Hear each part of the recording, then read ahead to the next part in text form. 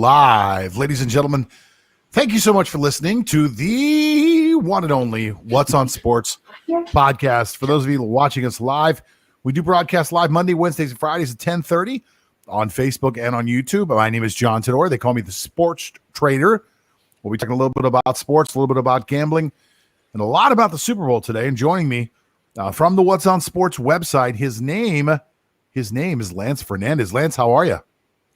I'm doing good, John. Finally, we're just days away from the big game. I can't wait. Maybe I wouldn't even sleep before the game itself. Time difference.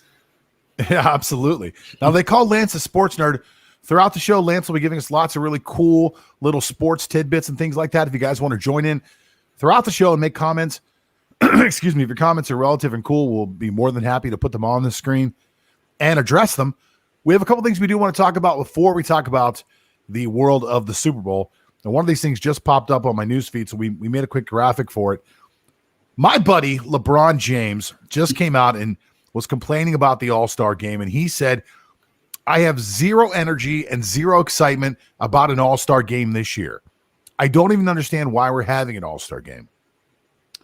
Lance, before we dive into football, I just want to say something really quickly. LeBron James, to me, is sports. I mean, all of sports combined together. He is sports' biggest asshole. I mean, this guy will just jump on anything he sees and make a comment. Now, a few other NBA players said something about an All-Star game, and they didn't want to play, and I believe that their concern was over safety. We're already playing these games. Is there a reason for us to play an all-star game where there is a chance where we could all get sick? Should we take the least amount of chances possible, or should we play an all-star game? And to me, that's a great argument. LeBron's argument that I'm too tired and I don't have the energy is probably the worst argument that you could make. This is the exact argument that you make whenever you're a spoiled billionaire or a spoiled multi-hundred millionaire and you just don't want to give the fans a good show. This, to me, is ridiculous. And LeBron James is known for this.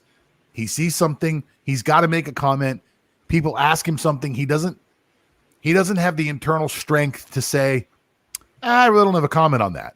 Or he doesn't have the internal strength to say, that's what they're paying us for. Part of our contract is that we have to play an all-star game. That's part of my contract.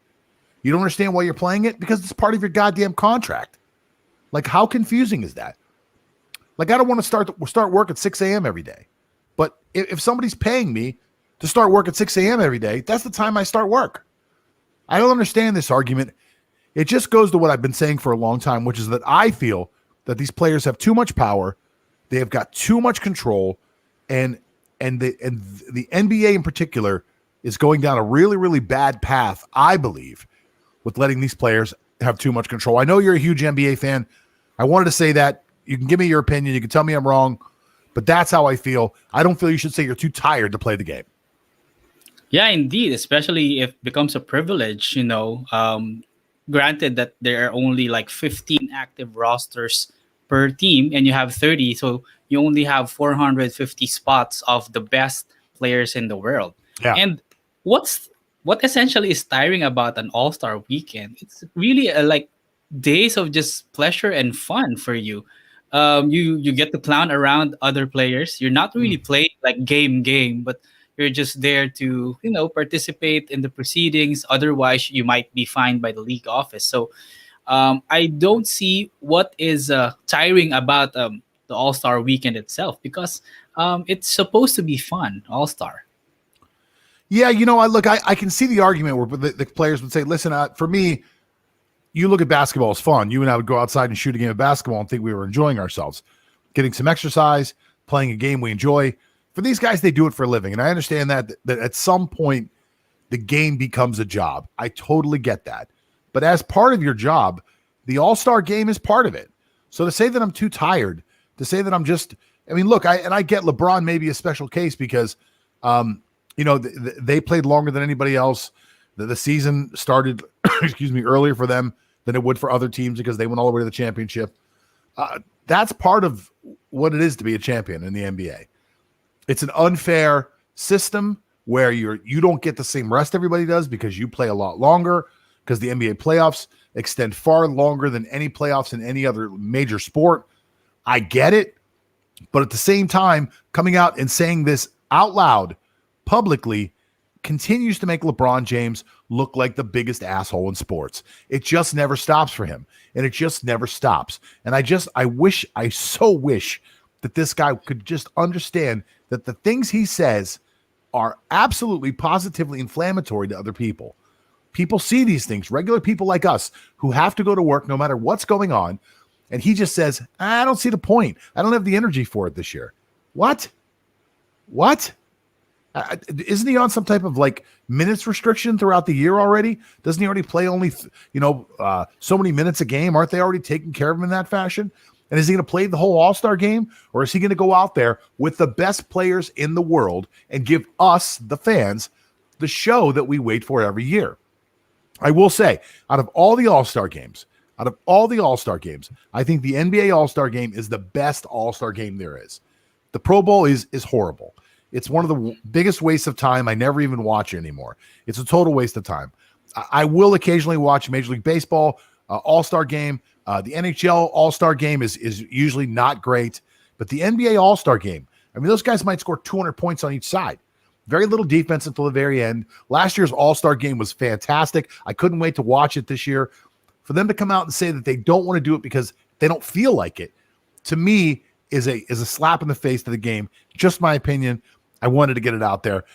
This podcast will be about the Super Bowl today. We're going to talk about the Super Bowl, but I thought we would start the podcast by just pissing off everybody. So the first thing I was going to do was call LeBron James the biggest asshole in sports. The second thing I'm going to do, and this is actually a little bit painful for me, and let me tell you why. First of all, I always talk about our sponsor, which is Sports Trading Systems. And a lot of people know this, but some people don't. My name is John Todora. They call me the Sports Trader, and I actually own and control Sports Trading Systems. Excuse me. I work for What's on Sports as the host of the show and doing a couple other things. But, excuse me, Sports Trading System is mine. We use back-tested analytics over there, and we teach people how to trade sports just like they trade stocks. We also have a system that sends out alerts. If you don't want to do the work, we'll do it for you. Anybody that's followed our system throughout basketball season so far this year at sportstradingsystems.com is up over 90% on their money. So if you put $1,000 into a bankroll at the beginning of the year, you have almost $2,000 right now. We're a quarter of the way, a little bit past a quarter of the way through the basketball season. So what we do, to me, is like sports magic. It's really amazing. There are a lot of people who don't understand, Lance, a lot of people don't understand the markets. Now, if we talk about the stock market and what recently happened, what you know about the stock market and what we've always known is that the big players will always make more than the small players like us. If you don't have millions and billions, you cannot influence the market like other people can. You don't get the information people do. You don't have the power to leverage the different areas of the market. And you don't have the influence to be able to get the people on TV to say what you need them to in order to move stocks in one direction or the other. So that's very well known. The guys on Reddit finally took control back a few weeks ago. I think you know about that. You know what happened over there. They invested a bunch of money. They crushed a bunch of hedge funds. Billions of dollars were lost. It was an amazing play to show people how crooked the stock market is. There will be an investigation. I seriously doubt anything will ever be done because there are too many people with too much money that control what happens over there. But what I always tell people is in the gambling market, there are no such powers in control.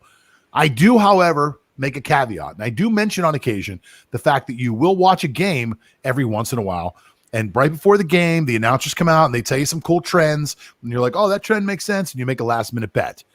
Those trends are always on the opposite end of where the public money is. So, for example, right now, 56% of all the public money is on Kansas City. 56%. So most of America thinks the Kansas City Chiefs are going to win the Super Bowl. Well, Pat McAfee, who happens to be one of my favorite shows to watch. I love Pat McAfee, and I've loved Pat McAfee for a long time. To me, he's just a great personality. Excuse me. He's put together a great show over there, good cast of characters. And to be honest, I do have an affinity for Pat McAfee because he's from Pittsburgh, and I've always tried to be a fan of anybody who comes from the area.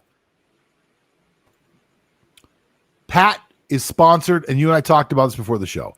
Pat is sponsored by whom? FanDuel. FanDuel sponsors right. the show. Yeah. That's right. Now, he's not an affiliate of FanDuel. And let me explain to what happens to people out there. You could be an affiliate. You could put up an ad. And if somebody clicks on the ad, you make a little bit of money off the ad.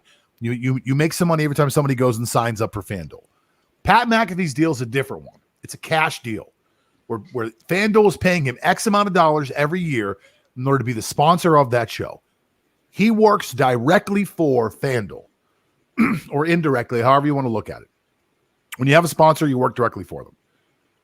On his show yesterday, Pat McAfee came out and couldn't even say it with any type of true meaning, but said that he was going to bet $30,000 on Tampa. Now, what you saw there is a manipulation of the market. Pat McAfee knew he was doing it. The way he answered, I believe this is what happened. I have no proof of this. I believe this is what happened. I believe that Pat McAfee whispered out that he was going to bet Tampa Bay, whispered that he was going to bet $30,000, and he did it in order to manipulate the market for FanDuel. There's data someplace that's showing that when Pat McAfee tells people to do things on FanDuel, that X amount of dollars or X amount of percentage happens. And the books are getting worried that they're going to get crushed. Because if Kansas City wins, and a lot of people don't understand how a bookmaker works, FanDuel and all those guys, their job is to keep the money even. They want 50-50 because they make money off the juice. In order to bet $100, you have to bet 110. The casino keeps $10. That's how they make their money. Pure volume and keeping it even. Well, no matter how they move the line, people are going to have money on Kansas City. So they talk to somebody, they talk to an advocate like McAfee, and they say, hey, do me a favor. Tell people you're going to bet on Tampa. Just say you're going to bet on Tampa and say it's going to be a big number. So he whispers. You can go back and look at it. He whispers, I'm going to put $30,000 on Tampa.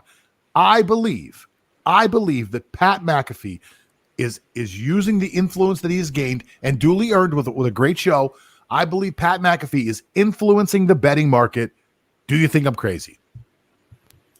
No, I guess it's a well thought of argument because, as you know, we all have influencers here and there. So we live in an influencer age right now. So not just in sports, but in beauty, everything. So one word from a so-called influencer can help manipulate whatever trend you want to happen. And going outside sports, so one of the people that I can compare what Pat McAfee just did is, remember Jim Cramer from Mad Money? So he was implicated before of manipulating stocks. So Yes. His word is like gold in the Exactly. stock market industry. So I guess in a subtle way, that's what Pat McAfee did. And it would be interesting to see how the money has changed after that subtle comment from him. 100%. I believe that's what happened. I believe because there's a lack of regulation in sports gambling right now. Sports gambling is only legal in about half the states, a little bit less than half the states across the country. I believe it will become legal in almost every state by the time 2022 hits, especially now with everybody with all these financial problems. Every state with a financial problem is going to look for ways that they can gain new tax money. So you're going to see we've already seen a boom.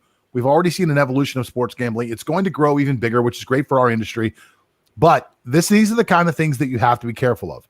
This isn't you and I having a conversation, not caring what casino you bet in, saying that I think the Tampa Bay Buccaneers are going to win. This is a guy who has a vested interest in a casino coming out and saying, I'm going to put money on the team that has less public money on it, trying to influence. And I could be wrong. If I'm wrong, Pat, I apologize. But I this is what I see. This is what I see happening. If you watch what happened, just the information, and then you watch the way that he says, I'm gonna put $30,000 on them. Like, it wasn't your typical Pat McAfee bluster. I know you watch McAfee sometimes. McAfee's a loud, boisterous guy. This wasn't that. This was Pat McAfee trying to manipulate the market, and I believe that's exactly what happened. And I'm going to do some research. I'm going to find out if it made a difference with FanDuel. FanDuel will list their information publicly, and I will find out for sure. And if I see a big number swing, then I'm going to be right. I feel like I'm going to be right about this. I just wanted to touch on it. I know I just literally shit on the most popular NBA player in all of the world, and then I just crushed one of the most beloved sports figures in America right now. But I just kind of had to say it. I believe it's true. That's how we're going to do the show, and we're going to move on. Now, we have a big show planned for everybody, and today we're going to focus mainly on the Super Bowl. And obviously, biggest game of the year, huge, enormous game. We're going to break it down section by section and talk about each team's strengths and weaknesses. The first thing I want to talk about, though, Lance, let's talk about the Kansas City offense. What do you got for me? Okay, Kansas City offense, number one offense in terms of total yards during the regular season. They were about 414 yards per game. And their offense mainly boils down to three important people. That's, of course, quarterback Patrick Mahomes, reigning Super Bowl MVP, and, of course, Super Bowl champion. And you have Travis Kelce and, of course, Tyreek Hill. So before we go any further, remember that these two teams already met in the regular season. And we couldn't help but wonder that Tyreek Hill certainly torched and capital torch the Tampa Bay secondary. He had like 200 yards already in the first half alone, ended with 269 with 3 touchdowns. And here are some quick facts for you, John. So the tandem of Patrick Mahomes, Travis Kelce, win-loss record 14-1, 316 passing yards in 2020, and Kelce with 1,416 yards is most by the Tyrann in NFL history and second among active players. Wow. So Kelce also passed Rob Gronkowski for most receiving yards by a tight end in a single season in NFL history. Wow. So they are going to be a matchup that we have to anticipate in this coming Super Bowl. Here's another one. Tyreek Hill had 13 receptions for 269 yards and 3 touchdowns against the Buccaneers in Week 12. Majority of the damage, though, came against a single high safety, as per Pro Football Focus. Here are some quick stats about Kansas City offense because they've just been dominating all season. So whenever Tyreek Hill, John, lines up in the backfield, here's what Patrick Mahomes has done. 10 completions, 110 yards, 3 touchdowns. So Tampa Bay has to key on Tyreek Hill whenever he lines up on the backfield. Good things happen usually to Kansas City. Here's another one. 74% of the Chiefs' red zone touchdowns have come using motion offense, play action, motion offense. And that is the highest in the NFL, John. So it's like 3 out of 4 opportunities almost that you score a touchdown. So with those numbers, it just goes to show that in some ways, the Tampa Bay defense has their hands full against Kansas City and Patrick Mahomes. But here's an outlier, or here's a mulligan for you, John. The O-line of Kansas City has just been decimated. Eric Fisher won't play. Fisher out. Yeah. Mike Remmers will take his place. He has done admirably throughout the season, but he's still no Eric Fisher. And we all know that the strength of Tampa Bay on defense is pass rush. So that could be like a big question mark for Coach Andy Reid and their offensive coordinator, Eric Bieniemy, coming into this game. We touched on a few things. I'll try to break each one down one at a time. First of all, let's talk about Travis Kelce. Calling Travis Kelce a tight end is, to me, there's got to be a new definition for what these guys do. Travis Kelce is a wide receiver who blocks sometimes. I don't know what else to say. He's a matchup nightmare, runs great routes, knows how to find openings in the zone, has a connection with Mahomes that is just, unearthly. When Mahomes breaks free of the pocket, Kelce knows exactly where to go to get open. It's fantastic what these guys have accomplished together. What Tyreek Hill did in the first game against Tampa Bay should have gotten that coordinator fired. I mean, that was one of the worst games I've ever seen as far as a defensive coordinator making adjustments, maybe in the history of the NFL. They ran a single high safety that was slanted to the other side of the field. So what Kansas City would do is Kansas City would come out with 4 wide receivers, 3 wide receivers to the left, Tyreek Hill by himself on the right, and they would keep Tyreek Hill single covered by this corner who just was completely outclassed, completely outmatched. It was such an embarrassment of what we saw. I think Tyreek Hill had 220 yards. I mean, if you go back and look, correct me if I'm wrong, I believe he had 170 in the first half. It was one of the biggest explosions we've ever seen by a player in a first half in NFL history. It was amazing what he did, and it was even more amazing the fact that they never made an adjustment to fix it. And then the last thing you talked about was Kansas City's offensive line. And listen, Mahomes without a left tackle is not the best scenario in the world. And I disagree with you about Tampa's defense. We're going to break that down a little bit. I do think they have a good pass rush. But I think the reason that Tampa could give them problems if they play the right shell, they play them. When I talk about the shell, I talk about the coverage shell. If they play a lot more cover 2, cover 3, I think the reason that Tampa could give them problems is that their linebackers are just so fast. They've got the fastest linebackers in the NFL, if not the fastest. They're in the top 2 or 3 as far as linebackers that can just flat out run, and they can all cover. They can all chase down Mahomes. Mahomes not having a swing tackle, a left tackle, is actually something that he can work with, though. And that's really the dangerous part about Patrick Mahomes. Because where Patrick Mahomes really scares me is when he gets outside the tackles, when he actually has to break outside the tackles, or when he feels the pressure and starts to scramble and goes off schedule.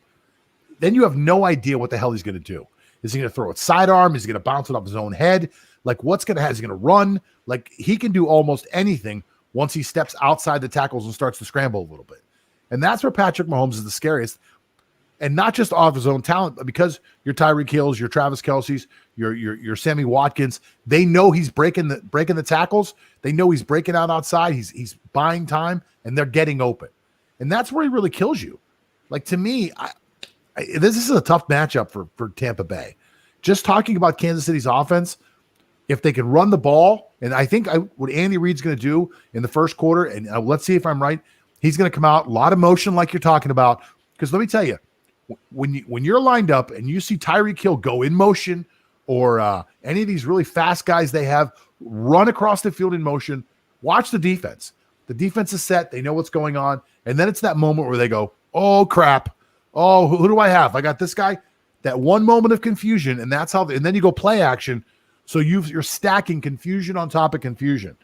So if you can start to show the face of there's motion and we run, there's motion and we run, and you're actually getting yardage, it's a nightmare to cover. It's a nightmare. By the way, Lance, before we go any further, I want to tell everybody we had a little poll that we ran on Facebook and on Instagram.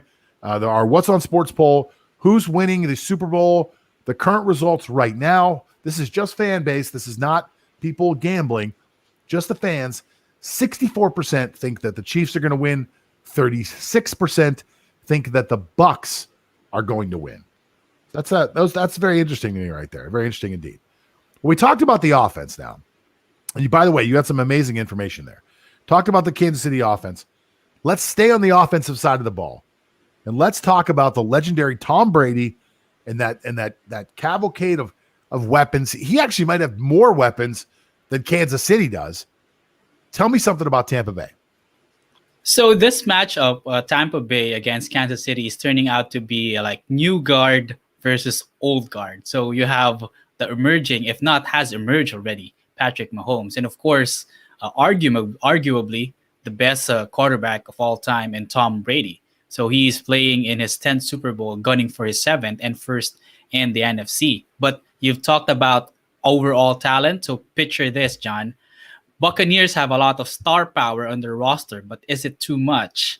They have 23 combined Pro Bowls between Tom Brady, Rob Gronkowski, Mike Evans, and Chris Godwin. So they are the first in terms of most combined Pro Bowls by skill position starters in their first season together and with a minimum of 8 starts. So that's 23 combined Pro Bowls for that for players alone. And let's not forget Leonard Fournette, who is also an able back as well.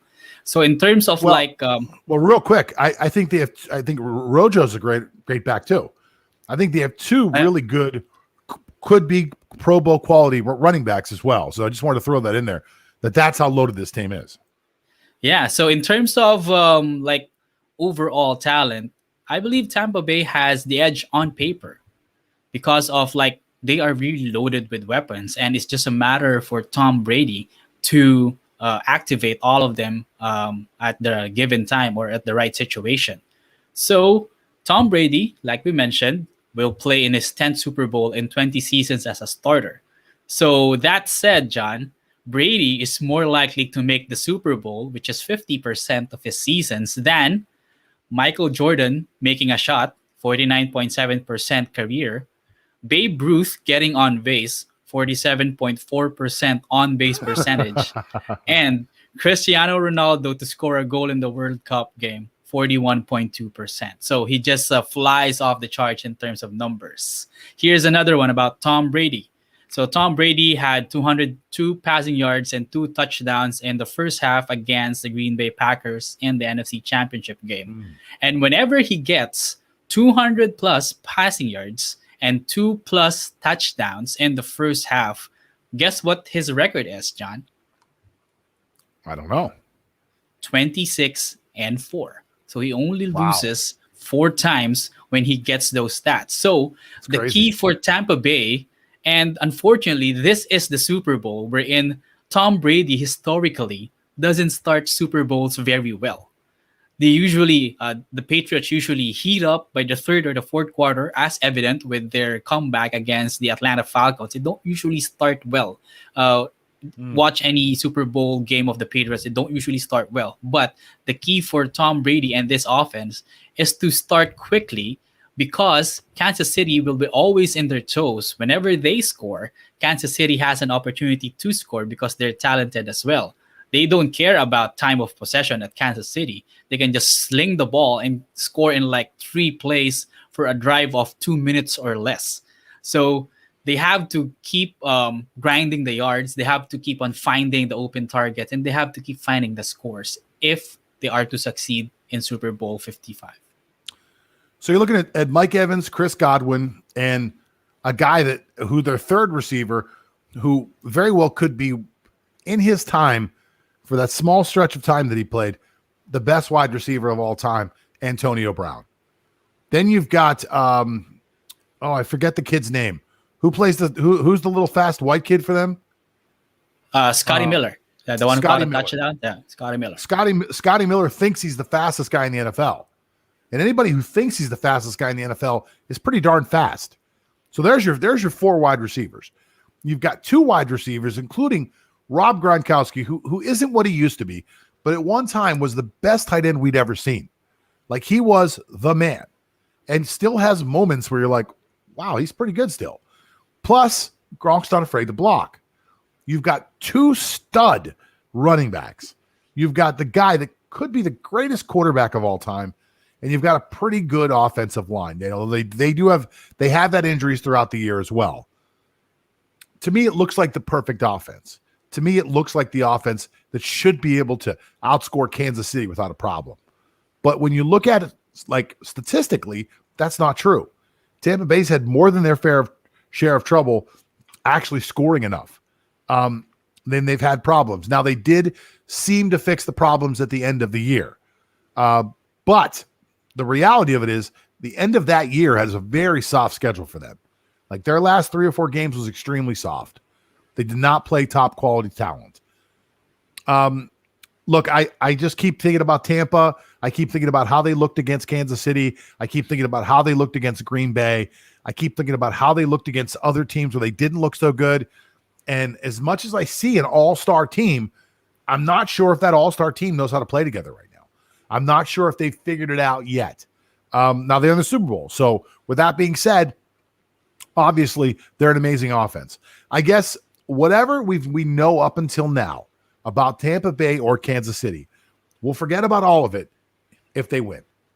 If they win, they'll be the greatest of all time. The people will talk about them and let you know with these great, colorful sayings about them forever. And if they lose, we'll talk about how both of these teams were so loaded and they missed out on an opportunity. Now that's on the offensive side of the ball. And a lot of talk has been about the offense. But to me, as much as we've had some high-scoring Super Bowls lately, Super Bowls are won by defense. And not by a complete defense, but by defenses that can make stops at certain times. And with as loaded as both of these offenses are, these defenses are going to have to come up with some type of stop along the way.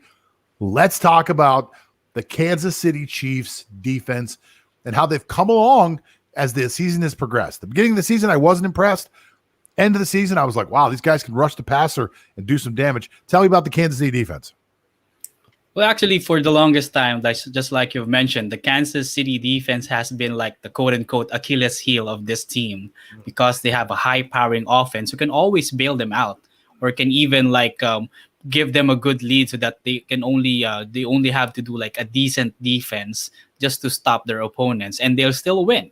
So that's evident with all the close victories that they've had during the regular season. But this is not a misnomer, though, that the Kansas City front line has loaded players in Frank Clark and Chris Jones. Yeah. Arguably two of the better defensive ends, two of the better pass rushers in the league.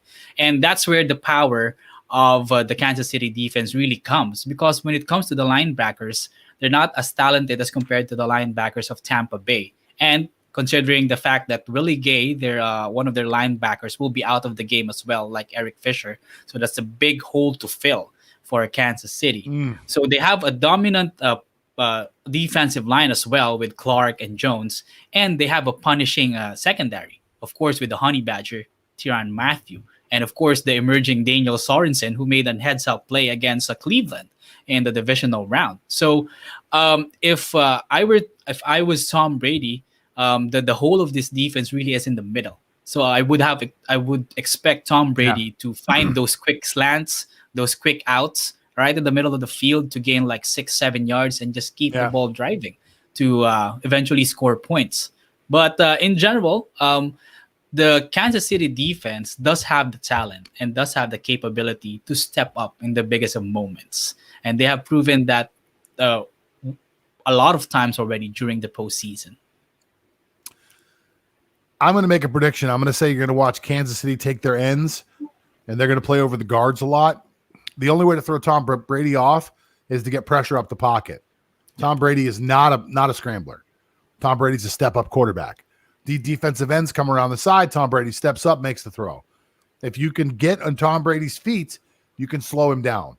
So Kansas City has to figure out a way to blow that pocket up from the middle. And the best way to do it is to move your most talented guys in the middle and rush the passer like that. That's what I see happening. Now, if they decide to start sending linebackers up the middle and try to blitz to really blow that pocket up dead center, I think that's when you're going to run to what you're talking about. That's when you're going to have Rob Gronkowski having a huge game because he's going to get hit over the middle, 6-7 yard dumps. That's when you see Antonio Brown have a huge game because they're going to line him up in the slot, or Godwin in the slot, and they're going to pump and dump. 2-step drop. That's when you're going to see that happen. To me, I think if Kansas City, you have to play a 4-man rush. You have to drop everybody else. You got to force Tom Brady to find the open man. You got to play some man-to-man. You got to go bumping around the guys you can go bumping and run on, and everybody else you got to try to keep them. Look, it's such a tough offense when you look at it. You got such a huge mix-up of people. Mike Evans is a beast. 6'4", 220 pounds. I mean, it's almost uncoverable. The guy's enormous. You got Antonio Brown and Godwin, who really have kind of the same kind of game. Both lightning quick, both run great routes. Obviously, I would put Antonio Brown's skill and experience level a little bit higher than Godwin. Godwin at this point in his career might be a little quicker. I'm not even sure Antonio is going to play at this point. Scotty Miller's the same kind of guy, quick guy, but he does have some straight line speed. And then you got Big Gronk. Somebody has to cover Gronk. So if you start putting Gronk out wide, you really have some flexibility in the things that you do where you can really create some mismatches that I'm not sure Kansas City can really handle with their secondary and their linebackers. So I think you're 100% right. I think this solely and completely relies on those guys in the front and somebody being able to get in Tom Brady's face. Most importantly, get in Tom Brady's feet. Yep. Like so much is said about putting a hand in his face. No. Put bodies at his feet. Make him uncomfortable. When Brady gets uncomfortable when around his legs and around his feet, he's had that injury to his knee years ago. I've had the same thing. It never leaves your mind, no matter what. Every time somebody falls around your feet, you think about your ACL blowing up.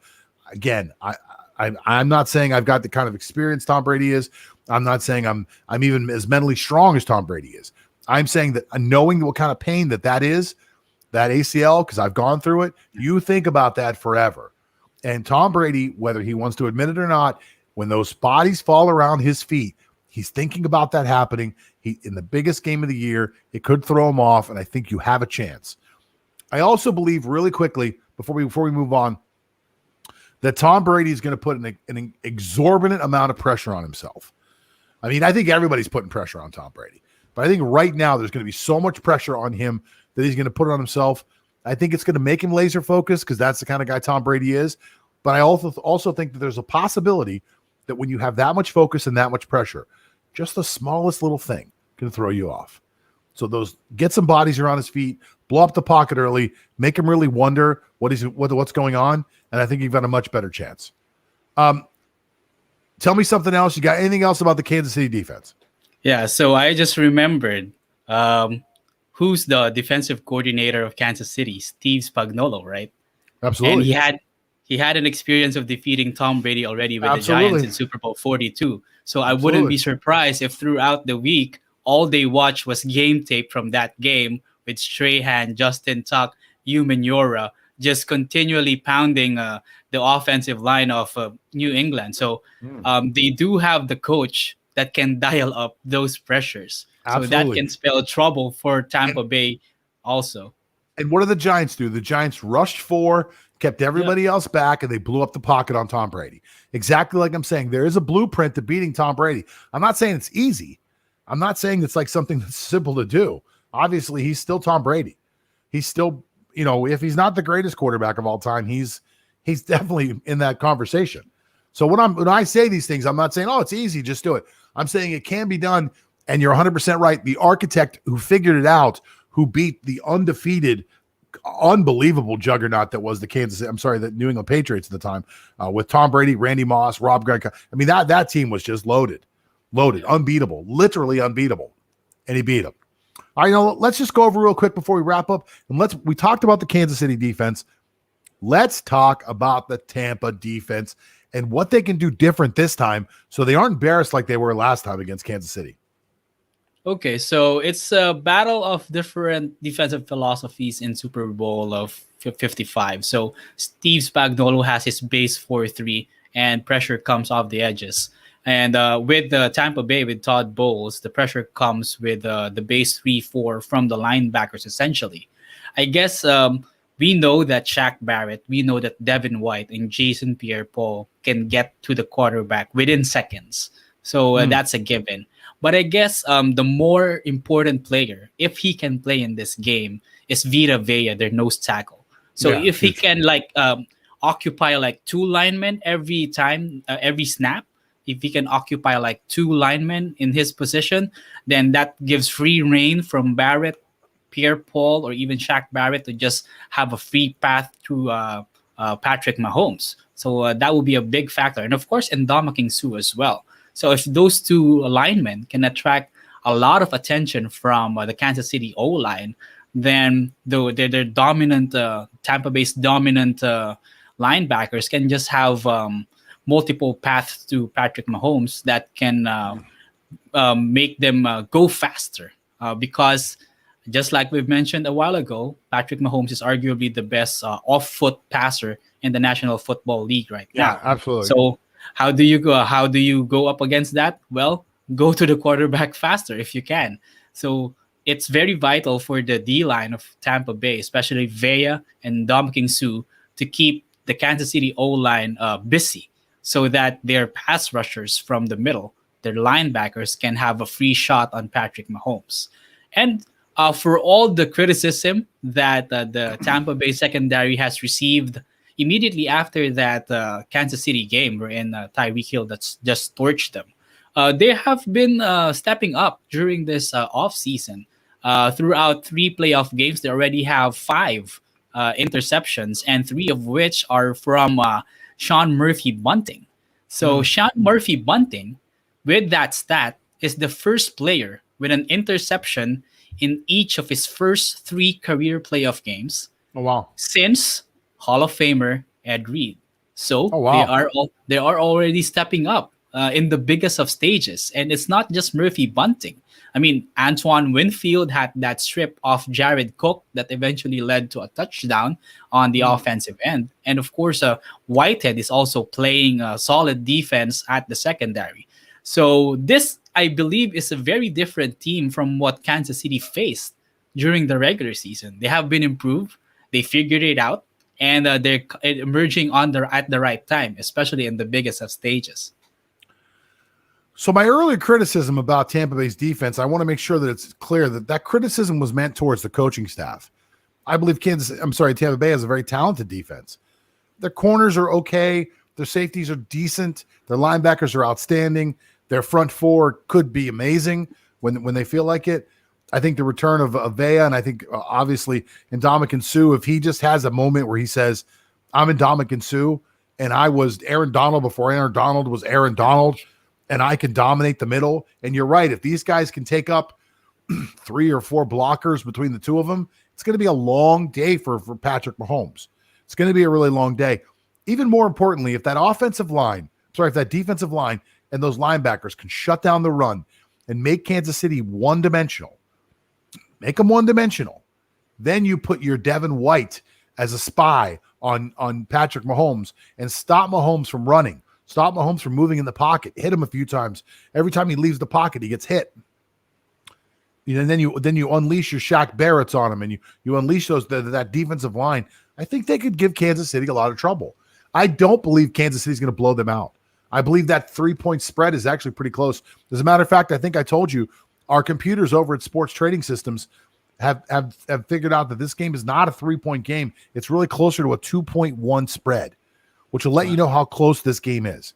So this game could be a fumble in one direction or the other from being a completely different game than a lot of people think it is, because it seems the world thinks that Kansas City is going to run away with this game.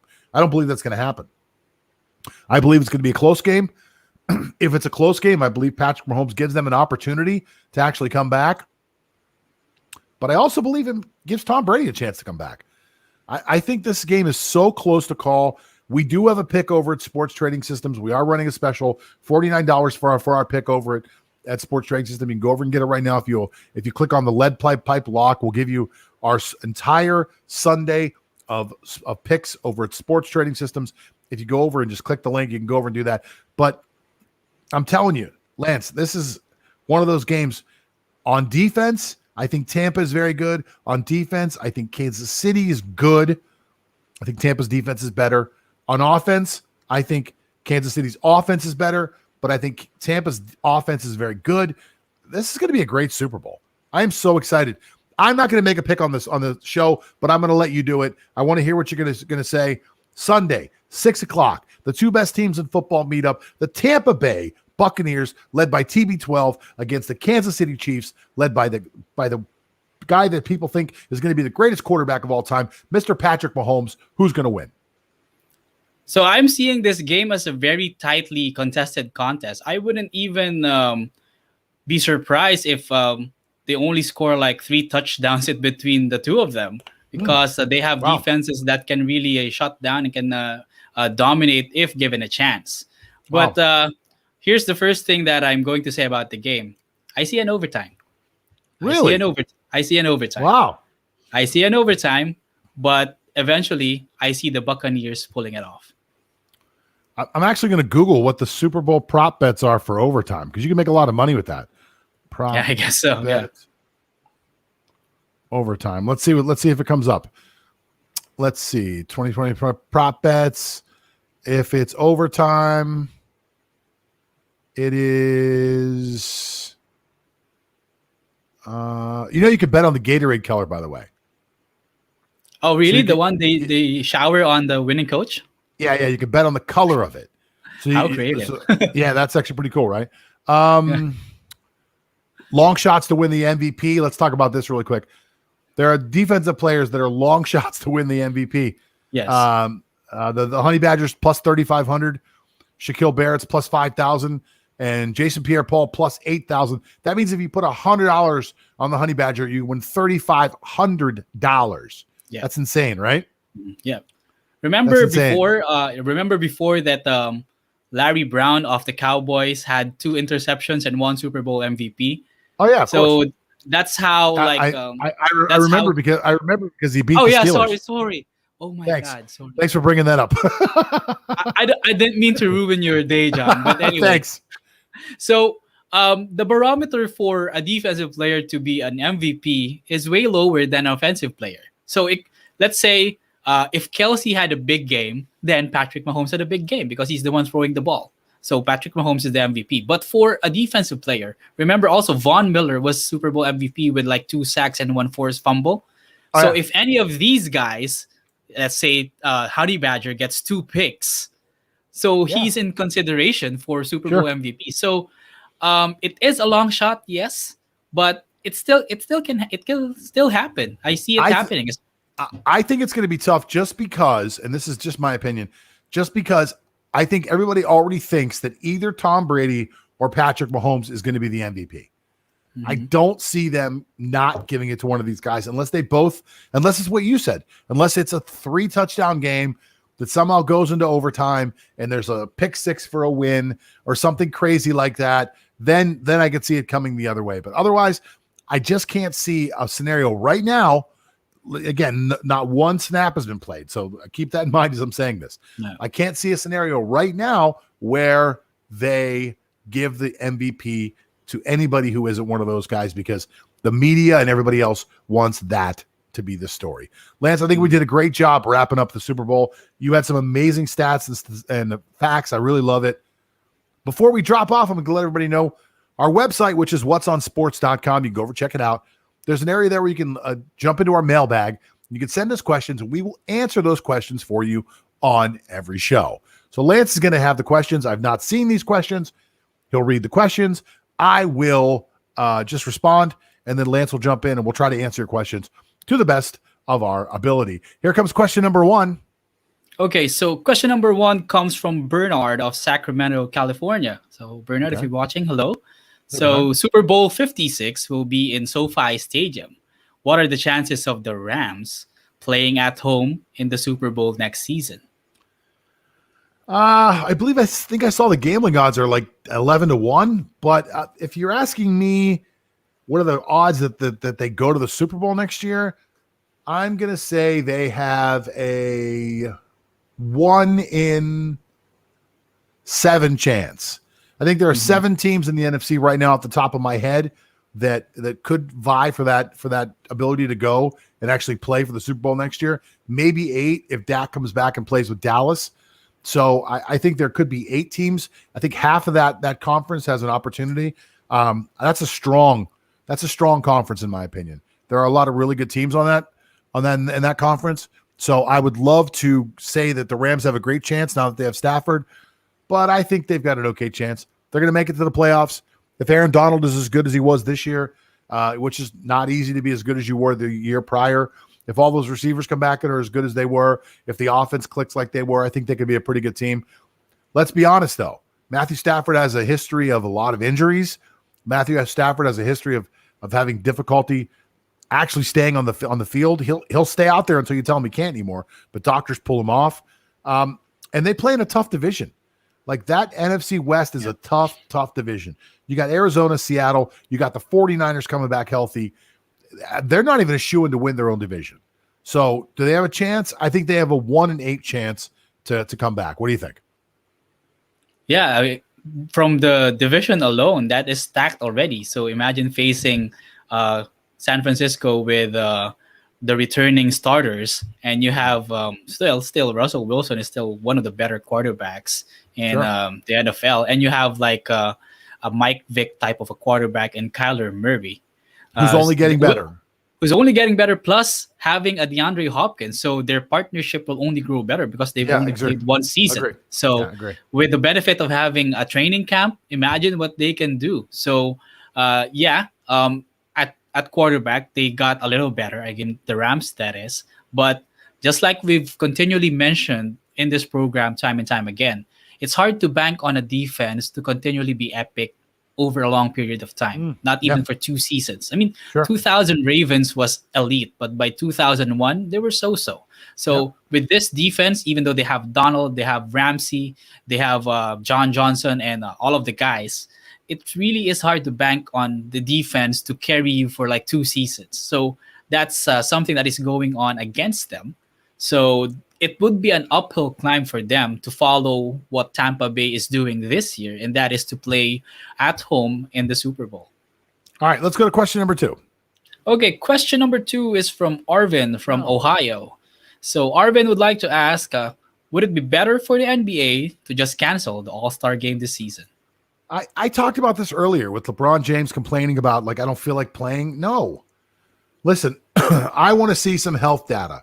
If you can show me health data that shows me that these guys are in jeopardy of getting sick or ill, or somebody else is in jeopardy of getting ill from playing this game, then I'm all for canceling it.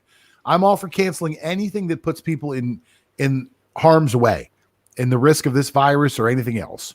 But if you can't show me that, if you can't show me that this is any more dangerous than playing a regular game, then I want to be entertained. And you are entertaining me. That is your job. That's why you get all the money that you get. And to me, the NBA right now has got to be struggling financially. They can't put people in seats. They can't fill up stadiums. So they're not making the money that they were making. Every game on TV, including the All-Star game, brings revenue into the NBA that helps pay for everything. So players saying that they will not participate or don't want to participate in something that will bring money into the coffers of the company that they work for is absolutely positively ridiculous to me. I cannot understand the mentality behind these guys to think that it's okay to request to not play. So do I think that the game should be canceled?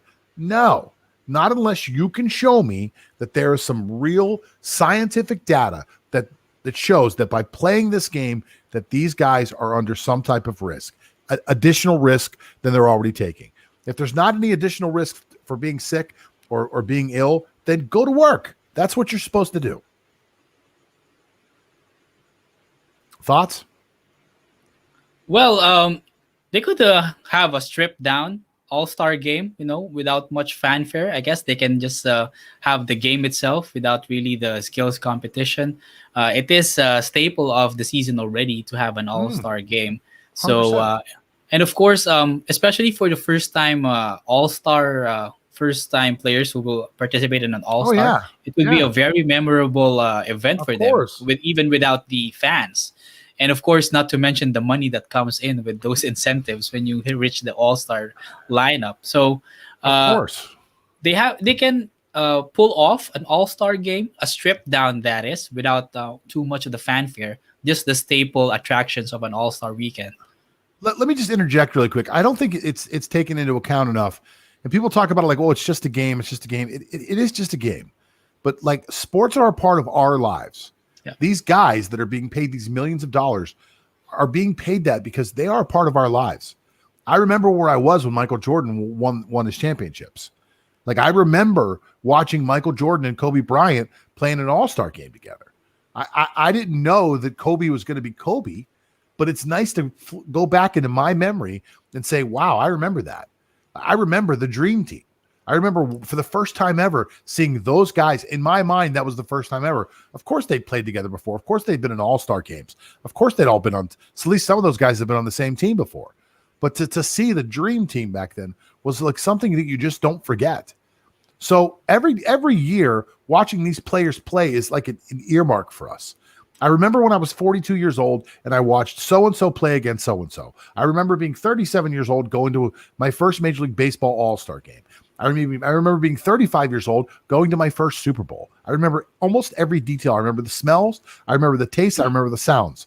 I will never forget those. Those moments in sports are a part of my life. Just like this All-Star game could be a moment for somebody. Now, you can't say the same thing about the NFL Pro Bowl. You can't say the same thing. But you can say the same thing about Major League Baseball All-Star game. You can say the same thing about the NBA All-Star game. Those are moments when people watch. The ratings are high. People care. People want to see the greatest superstars in the world on the same team going against the other group of greatest superstars in the world. And taking that away from us because you don't feel like it is one of the dumbest things I've ever heard.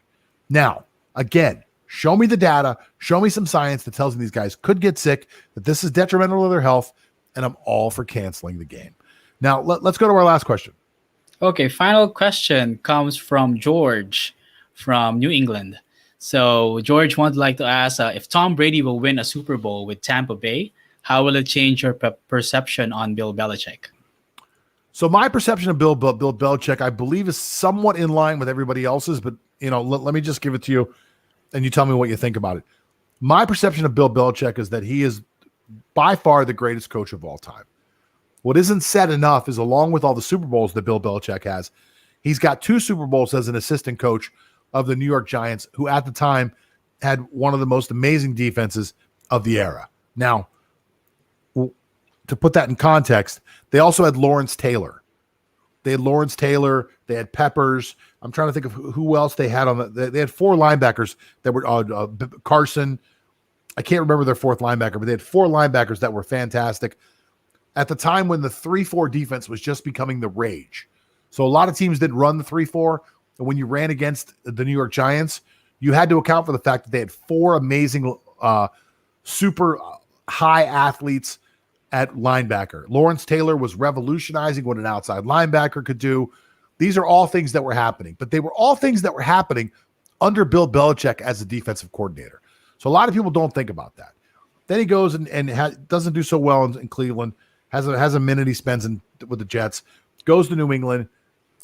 Okay, Tom Brady comes along and gives him his quarterback. But Bill Belichick is, until proven otherwise, the greatest coach we've ever seen. So if Tom Brady were to win a Super Bowl in Tampa Bay, I think all that proves to me is that Tom Brady is a great quarterback. And it also proves to me that Tom Brady just spent the last 20 years learning the game from one of the greatest football minds that we'll ever know.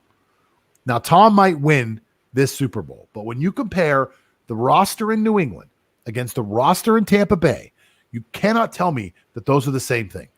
You cannot tell me that those are the same teams. Let me ask you a question to whoever wrote this question out there. Let me ask you this question. Take Tom Brady out of Tampa Bay. Put him back in New England.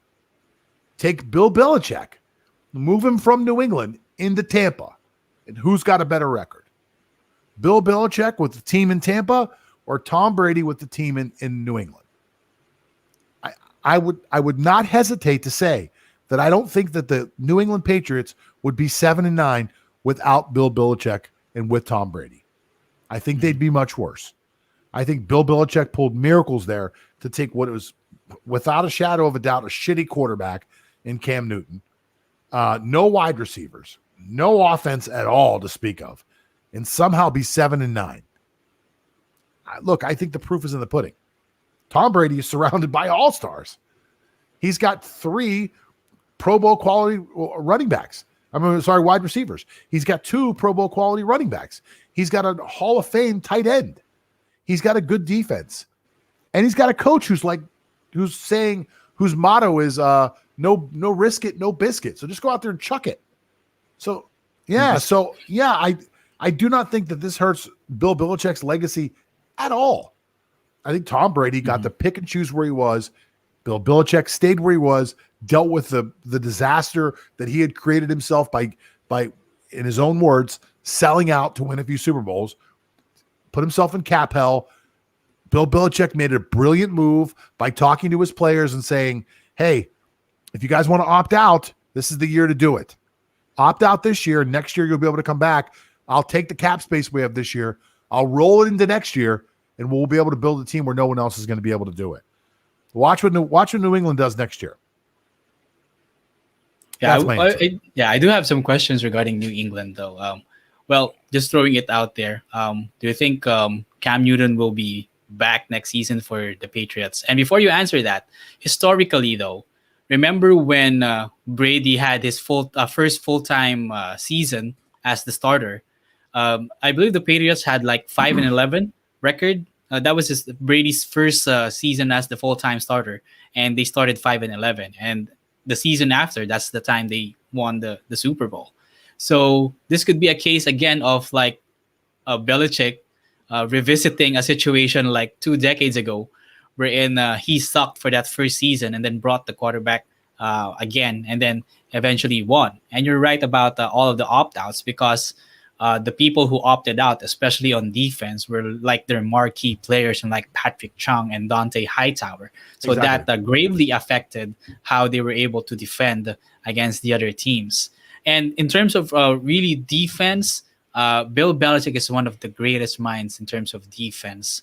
I cannot help but always remember how he was able to game against the high-powered K-Gun offense of Buffalo before. Yeah, Wherein exactly. they just allowed Thurman Thomas to run like hell, but they didn't allow like the Andre Reeds to gain a lot of yards, and they still won by one. So it's that kind of sacrifice and that kind of ingenuity that I guess will define Bill Belichick's coaching career. But greatest, I would have to put him into consideration because there's still a Bill Walsh over here. And I hope that this year, though, my fear is that sometimes we see a time where in coaches, the game just goes by coaches. Like we saw it in Tom Landry, we saw it in Don Shula. The game just blew by them. It evolved way past their mentality, and I hope that this won't be the start for Bill Belichick in New England. Let me tell you what's going to happen in New England, and then we'll wrap up the show. New England has a plan, and here's the plan. Bill Belichick will do anything he can to get a rookie quarterback this year. And not because he wants to work with some young guy, but because Bill Belichick wants a rookie quarterback under a rookie contract. That's what he wants. He understands that he's only got 4 or 5 years left as a coach. I mean, the guy's in his 70s, or it's close to his 70s. I don't even know how old he is now, but he's only got a couple years left. He knows this is his final window. So if you really want to show people you're the greatest coach of all time, you get a really, really young quarterback. You get him on a 5-year rookie deal. You take the next 3 or 4 years. You grow him into a star quarterback. You do what you do well, which is build your defense. You groom this quarterback the same way you did Tom Brady. You're right back in it with a cheap guy at quarterback, which brings me to really the answer of your question. I'm sorry I went so long around it. Cam Newton will not play in New England this year. As a matter of fact, I believe Cam Newton will not play football anymore. I made a prediction about 6 months ago. I'm sorry, it wasn't 6 months ago. In the middle of the season, I made a prediction. I didn't want to say 6 months ago. Halfway through the season, I made a prediction that Cam Newton would not play football after this year, but instead would end up next year in either the Monday Night Football booth or Sunday afternoon football, Thursday night football. Cam Newton is going to be a star in the broadcast booth because Cam Newton knows football. Cam Newton is a great communicator. Cam Newton's a good-looking guy. Cam Newton's got a lot of energy. Cam Newton has got a tremendous sense of humor. Cam Newton is made for broadcasting, and Cam Newton loves the spotlight, loves to dress up. So he's perfect for television. He's just not a great quarterback. And I'm sorry to say that. He was a revolutionary athlete at the position, but just never turned into a great quarterback. All right. That's going to wrap us up one more time. If you guys go over to Sports Trading System and you click on it's called a lead pipe lock, go to sportstradingsystems.com. Lead pipe lock, normally $49. If you click the button, it'll take you right to our Super Bowl picks. It's our first time ever doing $49. You get to all of our Super Bowl picks for the weekend. Go over and check it out. Also, go over and check out Lance Fernandez and the boys and girls over at whatsonsports.com. Lots of great articles, including some great picks for the weekend. My name is John Todora. We are the What's on Sports podcast, and we're out of here.